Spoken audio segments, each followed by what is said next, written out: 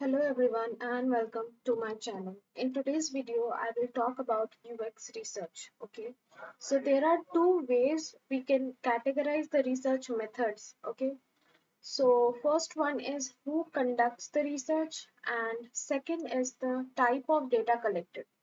Okay, now the first one is who conducts the research. Okay, there are two categories under that. First one is the primary research, second one is the secondary research. Okay, now in the primary research, we we get the data from the users. Okay, we directly get the feedback from the users. The examples are interview and survey. Okay, and in the secondary research, users are we don't get the we don't get the users feedback in that research.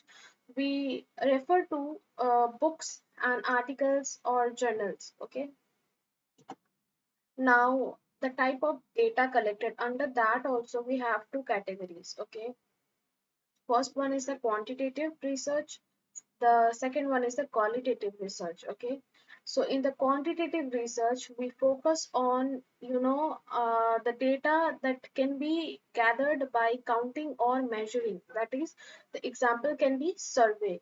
Okay, we focus on the quantity of data. Okay, and in the qualitative research we focus on observations about why and how things happen. Okay, we focus on how and why. Okay, now the example here is interview.